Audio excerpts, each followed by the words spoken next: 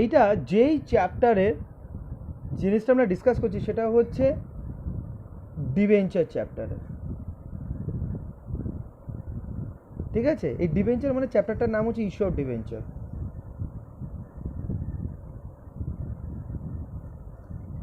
Issue of debenture. কিন্তু তার আগে আমাদের এটা জানার দরকার আছে এই ডিবেঞ্চার ওয়ার্ডটার মানে কি, মিনিংটা কি।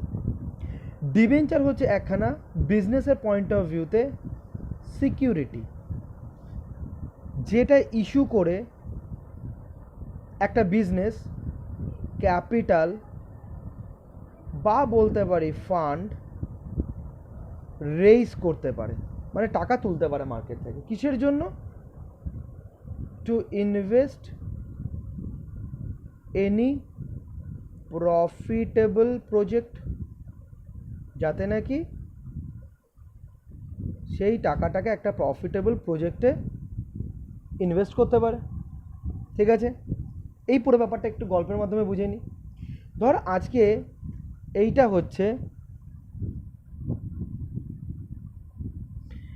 হলো জিত অ্যান্ড কোম্পানি। এই জিত অ্যান্ড কোম্পানিটা হচ্ছে একটা public company, public limited company. আর পাবলিক লিমিটেড কোম্পানিটা কি?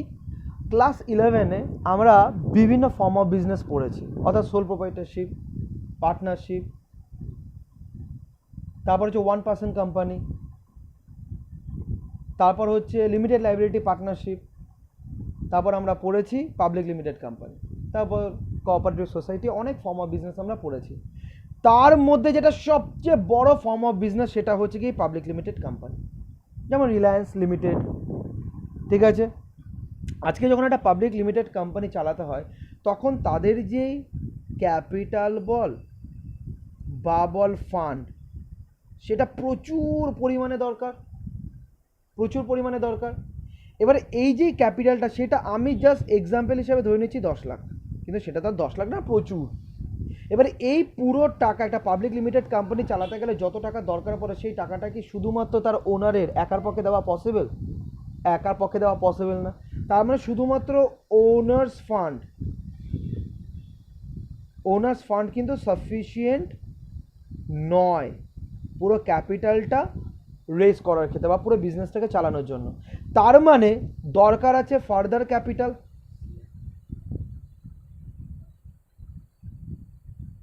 ক্যাপিটাল, ঠিক আছে। এবার এই যে ক্যাপিটাল যেটা দরকার আছে, বা ফান্ড, ক্যাপিটাল বল বা ফান্ড বল, বারবার বলছি যে আরও টাকার দরকার আছে, এই টাকাটা এই জিত অ্যান্ড কোম্পানি কীভাবে তুলতে পারে? বিভিন্নভাবে তুলতে পারে। একটা হচ্ছে ইকুইটি শেয়ার ইস্যু করে, একটা হচ্ছে প্রেফারেন্স শেয়ার ইস্যু করে, একটা হচ্ছে ডিবেঞ্চার ইস্যু করে, আর একটা হচ্ছে ব্যাংক বা ফিনান্সিয়াল ইনস্টিটিউশনস থেকে লোন নিয়ে, ঠিক আছে। কোনো অসুবিধা আছে? এবার কথাটা হচ্ছে এই ইকুইটি শেয়ারটা কি? যেটা অ্যাকচুয়াল ওনারশিপ বোঝায়। প্রেফারেন্স শেয়ারটা কি? সেটাও হচ্ছে ওনারশিপ বোঝায়। যে এই দুটো জিনিসকে এখন আমরা ডিসকাস করব না, আর এইটাকেও আমরা এখন আপাতত ডিসকাস করব না। আমরা যেটা ডিসকাস করব সেটা হচ্ছে এই ডিবেঞ্চারটাকে নিয়ে, অর্থাৎ একটা কোম্পানির যে টাকাটা দরকার সেটা ডিবেঞ্চার ইস্যু করেও সে টাকাটাকে তুলতে পারে। তাহলে এই ডিবেঞ্চারটা কি সেটা আমাদের বোঝার এখানে দরকার আছে, বুঝতে পেরেছিস? তাহলে ডিবেঞ্চারটা হচ্ছে কি একটা সিকিউরিটি, যেই সিকিউরিটিটা জিত অ্যান্ড কোম্পানি ইস্যু করে যারা এই সিকিউরিটিসগুলো কিনছে তাদের থেকে টাকাটা নিয়ে এই টাকাটা বা ফান্ডটা অ্যারেঞ্জ করতে পারে জিত অ্যান্ড কোম্পানি। এটা কীরকমভাবে হয়? আজকে জিত অ্যান্ড কোম্পানি কী করবে? এরকমভাবে সার্টিফিকেটগুলো প্রিন্ট করাবে জিত। কীরকম? ওপরে লেখা থাকবে জিত অ্যান্ড কোম্পানি প্রাইভেট লিমিটেড, তারপরে এখানে লেখা থাকবে যে জিৎ এক একটা ডিবেঞ্চার্স ইস্যু করছে, তার নমিনাল ভ্যালু হচ্ছে 100 করে, সেগুলোকে ইস্যু করা হচ্ছে at a premium, at a discount, at par, এরকমভাবে জিনিসগুলো লেখা থাকবে। আর এই যে যেটা এইটাকে বলা হবে সার্টিফিকেট, এটাকে বলা হবে ডিবেঞ্চার সার্টিফিকেট। এই সার্টিফিকেটটা কি এবার একটুখানি বুঝি, এবার এইটাকে অ্যানালাইসিস করব। সার্টিফিকেটটা হচ্ছে প্রমাণপত্র, সার্টিফিকেট হচ্ছে প্রমাণপত্র। অর্থাৎ আজকে জিতেন কোম্পানি কি করলো, আজকে জিতেন কোম্পানি ডিবেঞ্চার ইস্যু করছে। এবার ধর সেই ডিবেঞ্চারটা কিনতে চাইলো অরিজিৎ। এইবার অরিজিৎ যখন টাকাটা দেবে তখন জিতেন কোম্পানিকে জিজ্ঞাসা করবে যে আমি যে তোর ডিবেঞ্চার্সগুলোকে কিনলাম আর তার পরিবর্তে তোকে এতটা টাকা দিলাম, তার প্রমাণপত্র হিসাবে তো কিছু দে। তাহলে ওর দরকার সেই প্রমাণপত্র। হ্যাঁ এক্স্যাক্টলি, কারণ যেরকম আজকে আমি যদি এলআইসির কথা বলি, ধর এলআইসির কোনো একখানা পলিসি আমরা কেউ কিনলাম, তো এজেন্ট কী করবে, প্রথম পলিসিটা দেওয়ার পর এজেন্ট আমাকে একখানা সার্টিফিকেট দেবে না, ওই যে স্লিপটা আছে সেই স্লিপটার সাথে সাথে একখানা সার্টিফিকেট দেবে একদম প্রথমবারে। এই সার্টিফিকেটটার মধ্যে কিন্তু সেই পলিসি সম্পর্কে সমস্ত কিছু ইন ডিটেলসে লেখা থাকে, তাই কি না? যে কতটা প্রিমিয়াম কবে কবে দিতে হবে, এটার ম্যাচুরিটি ডেট কবে, কতটা কভারেজ দেবে, সমস্ত কিছু এখানে মেনশন করা থাকে। এটা হচ্ছে প্রমাণপত্র যে আজকে এলআইসি কোম্পানি থেকে আমি এই একখানা পলিসি পারচেস করেছি। তাই যদি কখনো এলআইসি কোম্পানি পরে গিয়ে সেই এলআইসি বা সেই পলিসির যদি বেনিফিট দিতে না চায়, তখন আমরা সেই পলিসি সার্টিফিকেটটা নিয়ে গিয়ে আমরা লিগাল অ্যাকশনস নিতে পারবো, তাই তো? সেরকমভাবেই আজকে জিতেন কোম্পানি যখন এই সার্টিফিকেট আজকে যখন ডিবেঞ্চার ইস্যু করে টাকাগুলো তুলছে, তাহলে যারা যারা ওই ডিবেঞ্চার্সগুলোকে কিনছে তাদেরকে কী দিতে হবে, একটা করে সার্টিফিকেট দিতে হবে। আর এই সার্টিফিকেটের মধ্যে ওই ডিবেঞ্চার রিলেটেড সমস্ত কিছু ইন ডিটেলসে মেনশন করা থাকবে। যেমন সেই ডিবেঞ্চারের নমিনাল ভ্যালু কত, সেই নমিনাল ভ্যালু কত, যেটা আমি ধরে নিলাম 100, ঠিক আছে? এবার এই ডিবেঞ্চারটা যখন ইস্যু করা হচ্ছে, সেই ইস্যুটা কিভাবে করা হচ্ছে, অ্যাট পারে, অ্যাট ডিসকাউন্টে, নাকি অ্যাট প্রিমিয়ামে? মানেটা কি?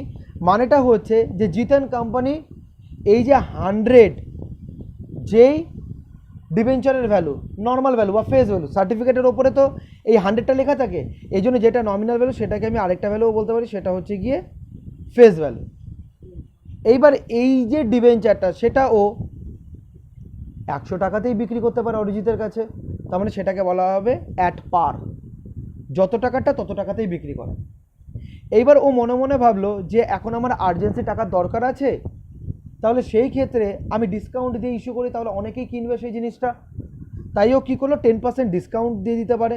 তার মানে ও 100 টাকার জিনিসটা আলটিমেটলি বিক্রি করছে কত টাকায়, 90 টাকায়। কারণ 100-এর ওপর যদি আমি 10% চার্জ করি, তাহলে ডিসকাউন্ট অ্যামাউন্ট কত বেরিয়ে আসবে, 10। তাহলে 100-এর থেকে যদি 10 মাইনাস করি, তাহলে বেরিয়ে আসবে 90, যেটা হচ্ছে ইস্যু প্রাইস। কথাটা বুঝতে পারলি? তার মানে আমরা বুঝতে পারছি ফেস ভ্যালু, নমিনাল ভ্যালু আর ইস্যু প্রাইস এগুলো কিন্তু আলাদা হতেই পারে। নমিনাল ভ্যালু 100 হলেও ইস্যু প্রাইস কিন্তু 100ও হতে পারে, আবার 100-এর কমও হতে পারে। যেমন 10% ডিসকাউন্টে যদি ইস্যু করা হয়, তাহলে 100-এর কম হবে, দ্যাট ইজ 90 হবে ইস্যু প্রাইস। আবার যদিও মনে মনে ভাবে যে জিতেন কোম্পানি খুব রিনাউন্ড, আমি বের করতে চাইলে অনেকে কিনে নেবে, তখন তুই কী করবি, এই সিচুয়েশনটাকে ইউজ করার চেষ্টা করবি, ইউটিলাইজ করার চেষ্টা করবি। তখন 20% প্রিমিয়ামেও তুই ইস্যু করতে পারিস। তার মানে প্রিমিয়াম ওয়ার্ডটার মানে হচ্ছে over and above of nominal price, তার মানে 20% এক্সট্রা। তাহলে 100 হচ্ছে গিয়ে তোর ফেস ভ্যালু বা নমিনাল ভ্যালু, তার সাথে আরও 20 তুই এক্সট্রা নিচ্ছিস, তার মানে ইস্যু প্রাইস কত হয়ে গেল, 120। তখন ওটাকে বলা হবে debenture is issued at 20% premium. এইবার তাহলে আমরা এটা বুঝতে পারলাম যে ফেস ভ্যালু বা নমিনাল ভ্যালু আর ইস্যু প্রাইস এগুলো কিন্তু আলাদা হতেই পারে, ঠিক আছে? তারপর এই সার্টিফিকেটের মধ্যে ক্লিয়ারলি মেনশন করা থাকবে যে এই যে ডিবেঞ্চার, এই ডিবেঞ্চারটা কবে ম্যাচিওর হবে, অর্থাৎ ম্যাচুরিটি ডেটটা কবে, যেদিনকে নাকি ডিবেঞ্চার সার্টিফিকেটসগুলো ডিবেঞ্চার্স হোল্ডার্সের কাছ থেকে নিয়ে, অর্থাৎ অরিজিতের কাছ থেকে নিয়ে তাকে আবার টাকা ফেরত দিয়ে দিতে হবে। এইটাই তো হয় এলআইসির ক্ষেত্রেও, পলিসিটা সাবমিট করে দিতে হয়, সারেন্ডার করে দিতে হয়, তারপর ওখান থেকে টাকাটা দিয়ে দেয়, যেটা হচ্ছে ম্যাচিওর ভ্যালু। এইটাও হচ্ছে সেরকমই একখানা সিকিউরিটি, যে সিকিউরিটির মাধ্যমে একটা কোম্পানি মার্কেট থেকে টাকা তুলে সেই টাকাটাকে বিজনেসে কাজে লাগাতে পারে। ঠিক আছে। আর এই যে ডিবেঞ্চার, সেই ডিবেঞ্চারটা হচ্ছে গিয়ে একটা লোনেবল ফান্ড। সেটা হচ্ছে গিয়ে একটা লোনেবল ফান্ড। লোনেবল ফান্ড কথাটার মানে কি? অর্থাৎ লোন নেওয়া। এই ডিবেঞ্চার সার্টিফিকেটের মাধ্যমে একটা কোম্পানি করে কি, যারা ডিবেঞ্চার হোল্ডার্স, অর্থাৎ অরিজিতের মতন যারা তোর থেকে ডিবেঞ্চার্সগুলো কিনেছে, তাদেরকে কী বলা হবে? Debenture holders. তাদের থেকে লোন নেওয়া বোঝাচ্ছে। ডিবেঞ্চার ইস্যু করে যখন নাকি মার্কেট থেকে টাকাটা তোলা হয়, সেই ডিবেঞ্চার্সগুলো যারা কেনে তাদেরকে বলা হয় ডিবেঞ্চার হোল্ডার্স। তো এইখানে ডিবেঞ্চার ইস্যু করে ডিবেঞ্চার হোল্ডার্সদের কাছ থেকে যে টাকাটা নেওয়া হয় সেটাকে লোন হিসাবে কনসিডার করা হয়। কথাটা বুঝতে পারছিস? এই কারণে বলা হয় লোনেবল ফান্ড। আর যখন লোনের একটা ব্যাপার এসে পড়ে, তখনই তার উপর কি পে করতে হয়? ইন্টারেস্ট। বুঝতে পারলি? তার মানে আজকে অরিজিৎ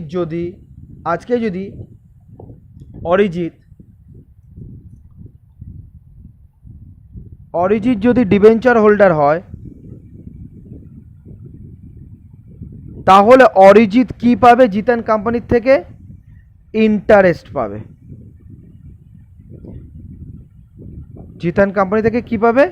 ইন্টারেস্ট পাবে। বুঝতে পেরেছিস? এই কারণেই ডিবেঞ্চারটাকে বলা একটা সিকিউরিটি, যে সিকিউরিটিটা হচ্ছে গিয়ে একটা লোনেবল ফান্ড, আর তার জন্যই ইন্টারেস্টটা পাচ্ছে ডিবেঞ্চার হোল্ডার। বুঝতে পেরেছিস? কোনো অসুবিধা আছে? আচ্ছা, তাহলে আমরা এই ডিসকাশনসের মাধ্যমে এইটুকুনি বুঝলাম যে একটা কোম্পানি, যেটা হচ্ছে পাবলিক লিমিটেড কোম্পানি, যেই কোম্পানির প্রচুর টাকার দরকার, সেই টাকাগুলো সে বিভিন্নভাবে বিভিন্ন ধরনের সিকিউরিটি ইস্যু করে মার্কেট থেকে তুলতে পারে। তার মধ্যে একটা হচ্ছে গিয়ে ডিবেঞ্চার ইস্যু করে টাকা তোলা। ঠিক আছে। এবারে এই যে ডিবেঞ্চার, সেই ডিবেঞ্চার ইস্যু করার সময় কি সার্টিফিকেটও ইস্যু করা হয়, সার্টিফিকেটের মাধ্যমে অ্যালট করা হয়। এবং এই ডিবেঞ্চারটা হচ্ছে কি একটা লোনেবল ফান্ড, যার ফলে ডিবেঞ্চার হোল্ডার যারা সাবস্ক্রাইব করে, ডিবেঞ্চার্সগুলি কেনে, তারা একটা পার্টিকুলার পিরিয়ড অফ টাইম পর তারা কী পায়? কোম্পানির থেকে ইন্টারেস্ট পায়। আর একটা জিনিস মনে রাখবি, এই যে ডিবেঞ্চার কিন্তু সবাই ইস্যু করতে পারে না। শুধুমাত্র কারা ইস্যু করতে পারে? পাবলিক লিমিটেড কোম্পানি কিন্তু শুধুমাত্র এই ধরনের ডিবেঞ্চার্স ইস্যু করতে পারে, আর অন্য কোনো ফর্ম অফ বিজনেস কিন্তু এটা ইস্যু করতে পারে না। বুঝতে পেরেছিস? কোনো রকম অসুবিধা আছে? এইবার দেখ, আমরা দেখব purpose of issue of debenture, অর্থাৎ আজকে যে ডিবেঞ্চার ইস্যু করা হয় তার পেছনের কারণ বা উদ্দেশ্য কি হতে পারে। কার পয়েন্ট অফ ভিউতে দেখছি? জিত অ্যান্ড কোম্পানির পয়েন্ট অফ ভিউ থেকে দেখছি। তার মানে জিত অ্যান্ড কোম্পানি ডিবেঞ্চার্স, যেটা একটা সিকিউরিটি, সেটা ইস্যু করছে। কিসের জন্য ইস্যু করছে? আজকে যদি আমি জিতকে জিজ্ঞাসা করি, জিত বলবে দাদা ক্যাশের জন্য। সিম্পল। আজকে আমি ডিবেঞ্চার ইস্যু করব অরিজিতের মতন, যারা আমার ডিবেঞ্চার্সগুলোকে কিনবে তাদের আমি ডিবেঞ্চার সার্টিফিকেট দিয়ে দেবো এবং তাদের থেকে আমি টাকাটা নিয়ে নেবো, তারপর আমি আমার বিজনেসে লাগিয়ে দেবো সেই টাকাটা। ঠিক আছে? তো ক্যাশের জন্য এই পার্টটা অলরেডি ডিসকাসড আগের দুটো ভিডিওর মধ্যে। আজকে আমরা বাকি পার্টটা করব, যেখানে নাকি ডিবেঞ্চার্সটা ইস্যু করছে জিতন কোম্পানি। কিসের জন্য? আদার দেন ফর ক্যাশ। মানে ডিবেঞ্চার্সগুলো ইস্যু করছে কিসের জন্য? টাকা পাওয়ার জন্য নয়, অন্য কিছু কারণের জন্য। তাহলে সেই কারণের মধ্যে দুটো কারণ আছে। এই কারণটার মধ্যে দুটো কারণ আছে। একটা হচ্ছে for payment of purchase consideration, আর আরেকটা হচ্ছে ফর কোলাটেরাল সিকিউরিটি। এটা পরে ডিসকাস করবো, ফার্স্টে এটা ডিসকাস করবো। ঠিক আছে? তাহলে এই পয়েন্টে কি বোঝাতে চাইছে? For payment of purchase consideration. এইটার ব্যাপারটা একটুখানি গল্পের মাধ্যমে বোঝানোর চেষ্টা করি। আজকে এটা হচ্ছে জিতন কোম্পানি, এইটা হচ্ছে অদ্রিতা অ্যান্ড কোম্পানি। এইবার জিৎ অ্যান্ড কোম্পানির দরকার একটা মেশিনারি, সে অদ্রিতার সাথে যোগাযোগ করলো, অদ্রিতার কাছে সেই মেশিনটা আছে, অদ্রিতা থেকে জিৎ অ্যান্ড কোম্পানি কী করলো, এই মেশিনটা কিনে ফেললো, যে মেশিনটার ভ্যালু হচ্ছে 10 লাখ। ঠিক আছে, এইবার জিতকে তো পে করতে হবে, যেইটা পে করবে সেটাকেই বলা হয় পারচেস কনসিডারেশন। তাহলে এই টার্মটার মানে বুঝতে পারলি, যে পারচেসের পরিবর্তে যেটা দেওয়া সেটাকেই বলা হয় পারচেস কনসিডারেশন।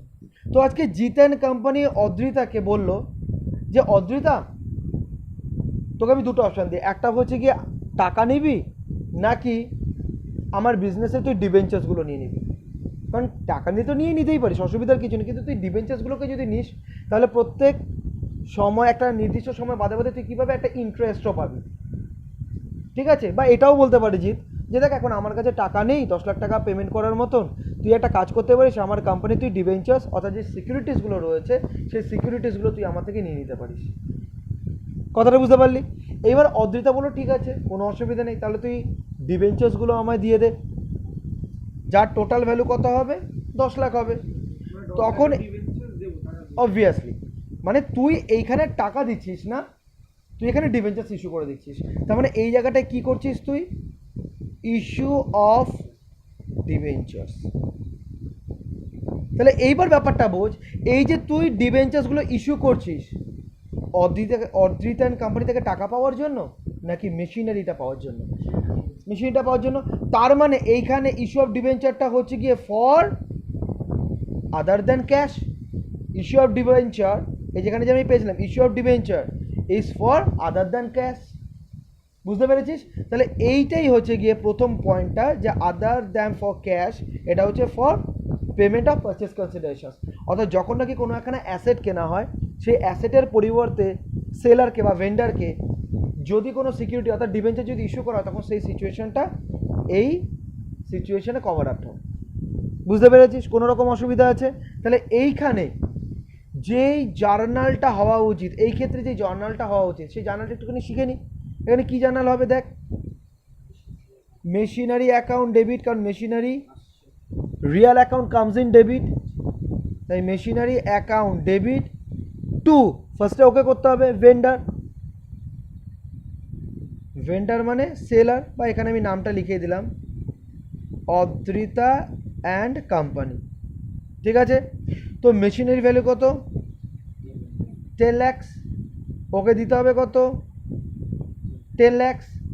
এটা হচ্ছে ডিউ এন্ট্রি, মানে একটা জিনিস কেনা হলো, এবার ডিউ হলো, এবার আমরা কি করব, তাকে পেমেন্ট করব, তাই এবার আসবে পেমেন্ট এন্ট্রি। এখানে কি করব, অদ্রিতা অ্যান্ড কোম্পানি, যেটা হচ্ছে একটা ভেন্ডার, অ্যাকাউন্ট ডেবিট, কারণ এটা ক্রেডিট করা আছে, এটাকে কি করব, ডেবিট করব কাটার জন্য, টু 9% ডিবেঞ্চার অ্যাকাউন্ট 10 লাখ। আর ধরে নিচ্ছি এই ডিবেঞ্চারের এক একটা নমিনাল ভ্যালু হচ্ছে 100 টাকা করে, আর ইস্যু প্রাইস 100 টাকায়। তাহলে total number of debentures to be issued কত হবে 10,000 ডিবেঞ্চার্স ইস্যু করতে হবে, যার এক একটার ভ্যালু হচ্ছে 100 করে, তাহলে আলটিমেটলি 10 লাখ পে করা হবে। বুঝতে পেরেছিস? কোনো রকম অসুবিধা আছে? তাহলে এইটাই হচ্ছে গিয়ে তাহলে জার্নাল, যখন নাকি ডিবেঞ্চার ইস্যু করা হবে পারচেস কনসিডারেশনস হিসেবে। বুঝতে পেরেছিস? এবার তোদের মনের মধ্যে একটা ডাউট আসবে, এই 9%টা কি, তাই তো? ঠিক আছে, এটা দেখ এটা কি, এই যেখানে যে জিজ্ঞাসা করলে 9%টা কি, এইটা একটা ক্লাস অফ ডিবেঞ্চারকে বা সিকিউরিটিকে ডিনোট করে, বোঝায় একটা ক্লাস অফ ডিবেঞ্চারকে। তার মানে এখানে 9% ডিবেঞ্চারও যেরকম একটা হতে পারে, 5% ডিবেঞ্চারও হতে পারে। আজকে এই যে 9% ডিবেঞ্চার বা এই 9% বলতে বোঝায় একখানা ক্লাস অফ ডিবেঞ্চার, এক ধরনের ডিবেঞ্চার। তো স্বাভাবিকভাবে 5% ডিবেঞ্চারও হতে পারে, 4% ডিবেঞ্চারও হতে পারে। তো এগুলি প্রত্যেকটা একটার সাথে একটা আলাদা আলাদা, কোনো মিল নেই। কথাটা বুঝতে পারলে, এটা একটা আলাদা ক্লাস, এটা একটা আলাদা ক্লাস। ক্লিয়ার? কিন্তু এই পার্সেন্টেজ যেগুলো থাকে ডিবেঞ্চারের আগে, এইগুলোর ফাংশনটা কি? এগুলোর ফাংশনটা কি? এইটা হচ্ছে ইন্টারেস্ট পার্সেন্টেজ। অর্থাৎ ধর বছরের শেষে গিয়ে যখন নাকি এই ডিবেঞ্চারের ওপরে ইন্টারেস্ট ক্যালকুলেট করতে হবে, তখন এটার ক্ষেত্রে দেখ কত আসবে। এটার ক্ষেত্রে আসবে নমিনাল ভ্যালু কত, 100, আর তার উপর 9%, তার মানে 9 রুপিস। এটা হচ্ছে interest amount at the end of the year. আর এটার ক্ষেত্রে যদি 5% ডিবেঞ্চারের ক্লাস বা ইন্টারেস্ট রেট হচ্ছে 5%, তাহলে এটার ক্ষেত্রে যে ইন্টারেস্ট হবে সেটা হচ্ছে নমিনাল ভ্যালুর ওপর 5% চার্জ করলে যেটা বেরিয়ে আসবে, দ্যাট ইজ ₹5। কথাটা বুঝতে পারলি? তার মানে এই 9%, 5% এগুলো আলাদা আলাদা ডিবেঞ্চার ক্লাসকে বোঝায়। আর আগের যে পার্সেন্টেজগুলো সেগুলো হচ্ছে সেই ডিবেঞ্চারের ইন্টারেস্টের পার্সেন্টেজ। কারণ ডিবেঞ্চারটা আমরা আগেই পড়ে নিয়েছিলাম, যেটা হচ্ছে গিয়ে লোনেবল ফান্ড। তো লোনেবল ফান্ডের উপর সবসময় কী দিতে, ইন্টারেস্ট দিতে হয়। এবার ইন্টারেস্ট যদি দিতে হয় তাহলে ইন্টারেস্ট ক্যালকুলেট করতে হবে, আর ইন্টারেস্ট ক্যালকুলেট করতে গেলে ইন্টারেস্টের পার্সেন্টেজ থাকা দরকার আছে। সেটাই হচ্ছে এইটার এইটা। বুঝতে পারলি কোনো রকম অসুবিধা আছে? এই একটা এক্সাম্পল বুঝি, ওটা তো বুঝলাম যে 10 লাখ টাকার একখানা মেশিনারি কিনলো, কেনা পরে কীভাবে জার্নালটা পাস করতে হবে ডিবেঞ্চার ইস্যু। এইখানে দেখ আরেকটা সিচুয়েশন, যে Jit and company purchase a whole business, পুরো বিজনেসটাই কিনে ফেলছে। কার? Adrit and company. বুঝতে পারলি? এই যে অদ্রিত অ্যান্ড কোম্পানি যে বিজনেসটা কিনছে, তার মানে কি ওর বিজনেসে যে অ্যাসেট লাইবিলিটিসগুলো আছে সেগুলো কিনছে। এবার অনেকগুলো অ্যাসেট লাইবিলিটি আছে, তার মধ্যে plant and machinery, building, furniture and fixture, আর এখান থেকে লাইবিলিটির মধ্যে সিন্ডিকেটার্স আর বিলস পেবেল, এইগুলো টেক ওভার করছে কে? Jeet and company. Jeet and company নিয়ে নিচ্ছে। কথাটা বুঝতে পারলি? তাহলে আজকে জিত অ্যান্ড কোম্পানি যে টোটাল অ্যাসেটটা নিচ্ছে, সেই টোটাল অ্যাসেটের ভ্যালু কত? এখান থেকে 13, 16 লাখ টাকার অ্যাসেট নিচ্ছে। কার? Adrit and company. R liability নিচ্ছে কত? 3 লাখ টাকা। আবার এগুলো ভাবিস না ব্যালেন্স শিটের টোটাল, কিন্তু ওর কাছে অনেক অ্যাসেট লাইবিলিটি ছিল অদ্রিত অ্যান্ড কোম্পানি, কিন্তু ও এই অ্যাসেটস আর এই লাইবিলিটিসগুলো নিচ্ছে। তাহলে টোটাল কত ভ্যালুর অ্যাসেটস নিচ্ছে? 16 লাখসের। ঠিক আছে? আর টোটাল কত লাইবিলিটিস নিচ্ছে? 3 লাখ টাকা। ঠিক আছে? তাহলে আমায় একটা প্রশ্নের উত্তর দিতে পারবি যে আজকে জিত অ্যান্ড কোম্পানি অদ্রিতাকে কতটা টাকা দেবে পারচেস কনসিডারেশন হিসাবে? তাহলে এই ক্ষেত্রে এইটা যেমন নেগেটিভ একটা তুই জিনিস নিচ্ছিস, তার মানে এটা মাইনাস, আর এটা পজিটিভ নিচ্ছিস অদ্রিত অ্যান্ড কোম্পানি থেকে, তাহলে এটা প্লাস। তার মানে আমি প্লাসে মাইনাসে এখানে আমি মাইনাস করে, যেহেতু এইটা বড়, তাহলে প্লাস আমি এখানে 13 লাখ লিখতেই পারি। আর এই যে প্লাস, তার মানে এটা পজিটিভ, তার মানে এটাকে আমি বলতেই পারি এটা হচ্ছে কি নেট অ্যাসেট ভ্যালু, অর্থাৎ যেটা তুই অদ্রিত অ্যান্ড কোম্পানি থেকে নিচ্ছিস 13 লাখ। তার মানে পারচেস কনসিডারেশন হিসেবে তোকে কত টাকা দিতে হবে? 13 লাখ। কথাটা বুঝতে পেরেছিস? কোনো অসুবিধা আছে? আচ্ছা তাও দেখিয়ে দিই এটা কীভাবে এলো।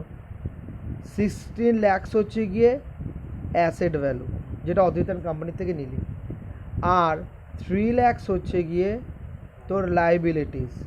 তো এই লাইবিলিটিসটা তো আলটিমেটলি তুই পেমেন্ট করবি অদ্রিতা কোম্পানি, তো এই কারণে 16 লাখের থেকে 3 লাখ মাইনাস কর।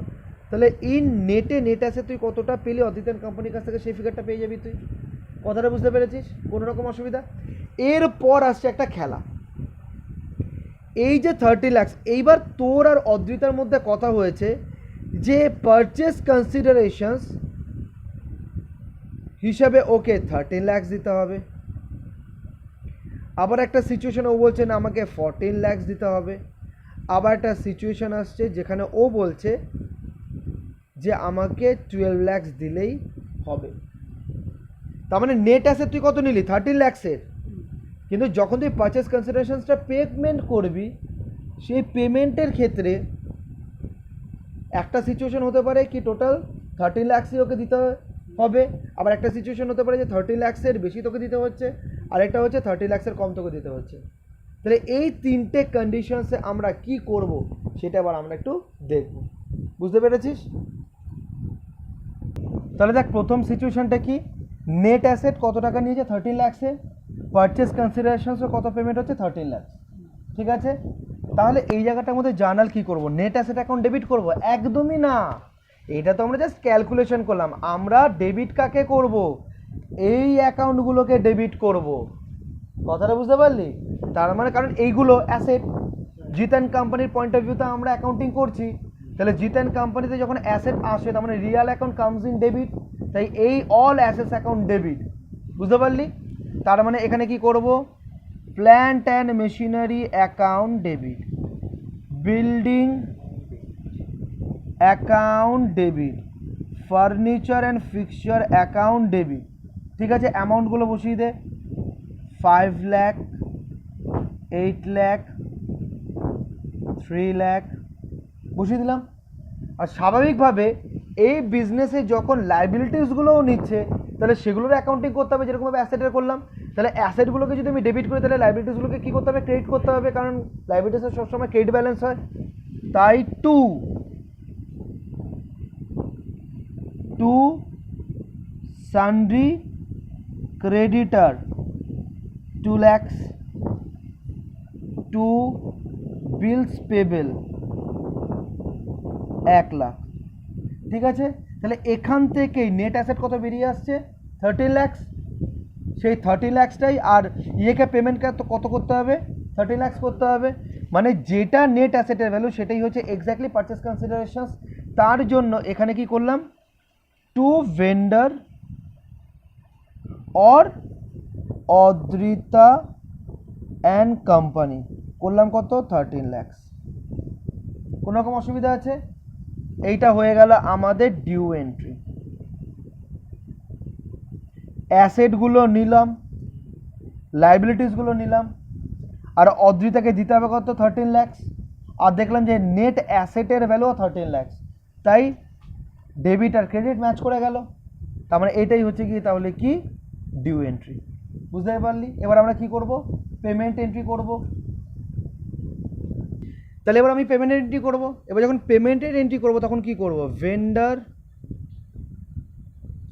যেটা হচ্ছে Adrita and company account debit two 9% debenture account.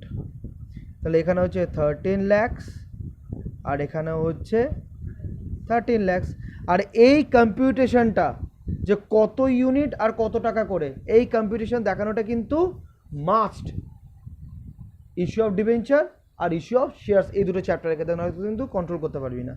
তাহলে এখানে যেহেতু আমি ধরে নিচ্ছি অ্যাট পারেই হচ্ছে, তাহলে টোটাল 13,000 ডিবেঞ্চার্স তোকে ইস্যু করতে হয়েছে এই পারচেস কনসিডারেশনসটা পে করার জন্য, বুঝতে পেরেছিস? কোনো অসুবিধা আছে?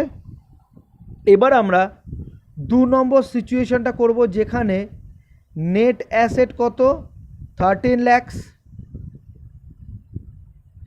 আর যেখানে পারচেস কনসিডারেশনস পে করতে হচ্ছিল কত 14 lakhs, তাই তো এই সিচুয়েশনটা। তাহলে এটার জার্নাল ফার্স্টে আমরা করব, সেই ডিউ এন্ট্রি। ডিউ এন্ট্রি আমি আর ওখানে প্ল্যান্ট অ্যান্ড মেশিনের ওগুলো লিখছি না, আমি না সানড্রি অ্যাসেটস লিখে দিচ্ছি ওগুলোকে নিয়ে। তাহলে সানড্রি অ্যাসেটস অ্যাকাউন্ট ডেবিট কত আসছিল 16 lakhs, আর লাইবিলিটিসগুলো সান্ডিকেটাস আর বিলস পেবেল লিখছি না, লিখে দিচ্ছি সানড্রি লাইবিলিটিস। সানড্রি লাইবিলিটিস হচ্ছে গিয়ে তোর 3 lakh, আর ওকে পারচেস কনসিডারেশনস কত পে করতে হচ্ছে 14 lakhs টু ভেন্ডার যার নাম হচ্ছে অদ্রিতা অ্যান্ড কোম্পানি। এখানে কত আসছে 14 lakhs। এইবার মজার জিনিস দেখ, এইদিকে আসছে কত 17, এখানে কত 16, তার মানে নেট অ্যাসেট কত 13 lakhs পেলো জিত অ্যান্ড কোম্পানি, পেমেন্ট করলো কত 14 lakhs, তার মানে 1 lakhs এক্সট্রা পে করলো। এই 1 lakhs জিত অ্যান্ড কোম্পানি এমনি এমনি পে করেনি, জিত অ্যান্ড কোম্পানি এটা রিয়ালাইজ করেছে যে অদ্রিতা অ্যান্ড কোম্পানির যে প্লেস অফ বিজনেস এটা খুব ভালো, বা ও আলাদা একটা এক্সট্রা মানি ডিজার্ভ করে বা ও চাইছে, যেটা গুডউইলের জন্য, ঠিক আছে। তো সেই কারণে জিত অ্যান্ড কোম্পানি যে এক্সট্রা মানিটা পে করছে 1 lakh, যেটার জন্য কোনো ট্যাঞ্জিবল অ্যাসেট পাচ্ছেন, যেমন এগুলোর জন্য কি ট্যাঞ্জিবল অ্যাসেট পাচ্ছিস, কিন্তু এই 1 লাখ যেটা এক্সট্রা পে করছিস সেটার জন্য কোনো ট্যাঞ্জিবল অ্যাসেট পাচ্ছিস না, দ্যাট ইজ ইনট্যাঞ্জিবল অ্যাসেট পাচ্ছিস।